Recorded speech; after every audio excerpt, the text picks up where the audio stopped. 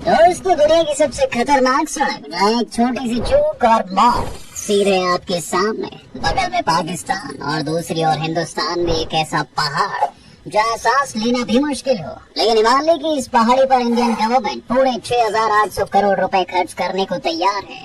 आखिर इस पहाड़ में है क्या जो इंडियन गवर्नमेंट इतना सारा पैसा एक वीरान बर्फ के पहाड़ पर बहाने को तैयार है, और इंडियन आर्मी को इससे क्या फायदा होने वाला है जिससे चीन और पाकिस्तान भी चल रहे हैं। हम सब जानते हैं दोस्तों, देखिए इंडिया और पाकिस्तान के बीच 3 युद्ध हुए और तीनों में पाकिस्तान को जीत खानी पड़ी। लेकिन इसमें सबसे खतरनाक युद्ध कारगिल का था जो 1999 में लड़ा गया। कारगिल वॉर में तो हमारे सैकड़ों सैनिकों की जान चली गई थी क्योंकि हमारे सामने काफी टफ चैलेंजेस थे।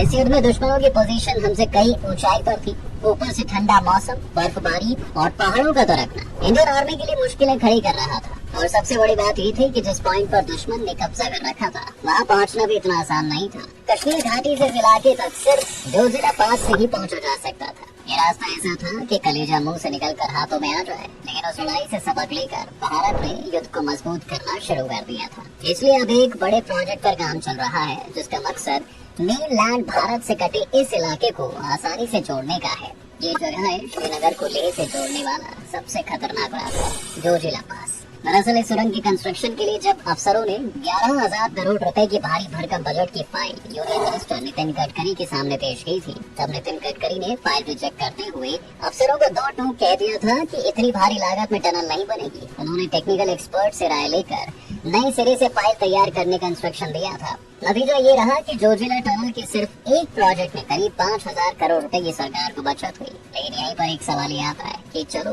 5,000 करोड़ रुपए तो बचवा लिए गए, लेकिन आखिर इस टनल की इतनी इम्पोर्टेंस क्या है जो सरकार अभी भी पानी की तरह पैसा बहाने को तैयार है।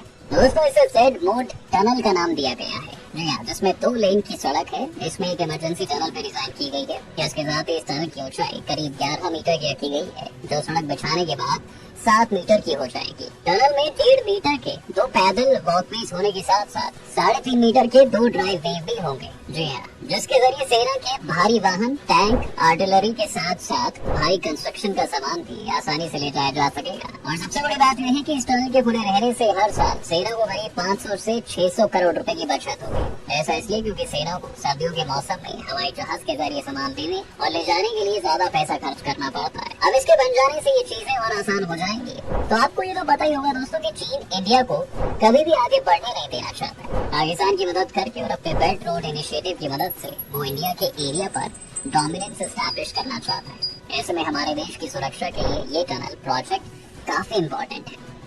क्योंकि इससे न सिर्फ लद्दाख का कांटेक्ट साल के 12 महीने मेनलैंड से बना रहेगा, बल्कि इसके साथ किसी भी इमरजेंसी सिचुएशन या फिर कंडीशन में सेना की तैनाती भी काफी तेजी से हो सकेगी। इतना ही नहीं, इस टनल से चीन और पाकिस्तान की सीमा पर टैंक और दूसरे भारी हथियार भी आसानी से तैनात हो सकेंगे। इतना ही नहीं दोस्तों, एक बार इसका पूरा बन जाने पर इसमें इमरजेंसी लाइटिंग से लेकर फोन, मैसेज, सिग्नलिंग सब कुछ ऑटोमेटिक हो जाएगा। यानी कि इंडिया इस टनल के थ्रू कारगिल जैसी सिचुएशन अब कभी नहीं आने देगा। टनल की मैन्युफैक्चरिंग, दोस्तों इस टनल को बनाने का काम तेजी से चल रहा है। 14 किलोमीटर लंबे इस टनल को बनाने में दिन रात खुदाई हो रही है ताकि टाइम पर इस प्रोजेक्ट की डिलीवरी हो सके। टनल के वेस्टर्न और ईस्टर्न दोनों छोर से खुदाई चल रही है और करीब 6 किलोमीटर खुदाई और स्टैब्लिशिंग का काम पूरा हो चुका है। और अक्टूबर तक बोरिंग पूरी करके टनल में कंक्रीट डालने, road laying, CCTV, wifi, power, ventilation और ड्रेनेज का काम भी पूरा हो जाएगा। इस टनल में कट एंड कवर तकनीक का भी इस्तेमाल किया जा रहा है। कट एंड कवर तकनीक से बनने वाला टनल 2350 मीटर लंबा होगा। इसमें वेंटिलेशन डक्ट, कन्वेंशनल शाफ्ट और ट्रांसफर वेंटिलेशन सिस्टम शाफ्ट भी होगा। एशिया की सबसे बड़ी इस टनल को स्टेट ऑफ आर्ट तकनीक से बनाया जा रहा है। इसमें खास तरह की वर्टिकल टनल बनाई जाएगी दोस्तों, जिसके अंदर क्रॉस वेंटिलेशन होगा, यानी पहाड़ में ऊपर से नीचे की तरफ खुदाई करके इस टनल को बनाया जा रहा है जिससे हवा के लिए रास्ता बनेगा और अंदर किसी का दम भी नहीं घुटेगा। इसके बन जाने के बाद ये एशिया की सबसे लंबी टनल बन जाएगी। लोगों को मिला रोजगार। इस टनल के बन जाने से इस सड़क पर एवलांच का अब कोई खतरा नहीं होगा। इसके बन जाने के बाद अब लद्दाख भी देश का दूर दराज वाला इलाका नहीं रहेगा। साल भर रोड कनेक्टिविटी होने से न सिर्फ यहाँ पर टूरिस्ट का आना जाना लगा रहेगा, बल्कि कश्मीर घाटी की इकोनॉमी को भी काफी मदद मिलने वाली है। अभी टनल का सिर्फ कंस्ट्रक्शन हो रहा है और इसके चलते यहाँ पर बड़ी तादाद में लोगों का रोजगार भी मिल गया है। टनल बनाने में चैलेंजेस, दोस्तों हमने अभी तक इस टनल की खासियत के बारे में समझा, लेकिन अब हम इस प्रोजेक्ट में आ रहे चैलेंजेस को भी समझ लेते हैं। देखिए, इसी साल जनवरी के महीने में सोनमर्ग में हुए भारी एवलांच की वजह से इस टनल की प्रोजेक्ट साइट को काफी नुकसान हुआ है। इसमें 2 मजदूरों की मौत भी हो गई थी और करीब 2 महीने तक काम रोकना पड़ गया था। इतना ही नहीं, सर्दियों के दौरान भारी बर्फबारी की वजह से यहाँ के हाईवे भी बंद हो जाते हैं, जिससे लद्दाख एरिया कश्मीर से कट जाता है। इसलिए कंस्ट्रक्शन एरिया पर सामान पहुँचाना काफी मुश्किल हो जाता है। ऐसे में इन चैलेंजेस को झेलना वहाँ के लोगों के लिए बड़ी प्रॉब्लम क्रिएट करता है। इस कंपनी को मिली है जिम्मेदारी। दोस्तों, अगर आप इस टनल को देखो तो ये टनल इंजीनियरिंग का नायाब नमूना है। इसलिए टनल की कंस्ट्रक्शन की जिम्मेदारी बेहतर ट्रैक रिकॉर्ड वाली मेघा इंजीनियरिंग को मिली है। मेघा इंजीनियरिंग का भारत के अलावा बाकी दूसरे देशों में सिक्का चलता है, इसलिए इस टनल के प्रोजेक्ट के लिए इस कंपनी को चुना गया है। ऐसे में इस प्रोजेक्ट वर्क के जल्द पूरा होने की उम्मीद है। और सबसे हैरानी की बात तो यही है कि यहाँ काम करने वाले वर्कर्स और इंजीनियर बताते हैं कि यहाँ जब -40 डिग्री का तापमान रहता है तब भी काम नहीं रुकता। खास बात यह है कि इस टनल का construction new Austria tunnelling method यानी कि NATM से हो रहा है। श्रीनगर को लेह लद्दाख से जोड़ने वाले जोजिला टनल भी साल 2026 तक बनकर तैयार हो जाएगी। लेकिन दोस्तों, केंद्रीय सड़क परिवहन और राजमार्ग मंत्री नितिन गडकरी ने इसका कंस्ट्रक्शन करने वाली NHAI, DCL और Megha engineering and infrastructure limited को ये काम दिसंबर 2023 तक पूरा करने को कहा है, ताकि 26 जनवरी 2024 को PM मोदी इसका उद्घाटन कर सके। 3.5 घंटे का सफर 15 मिनट में। दोस्तों, इस वक्त श्रीनगर से लेह जाने में 10 घंटे लगते हैं। सिर्फ जोजिला दर्रे को पार करने में ही 3 से 3.5 घंटे लगते हैं। ये रास्ता वाकई काफी खतरनाक है।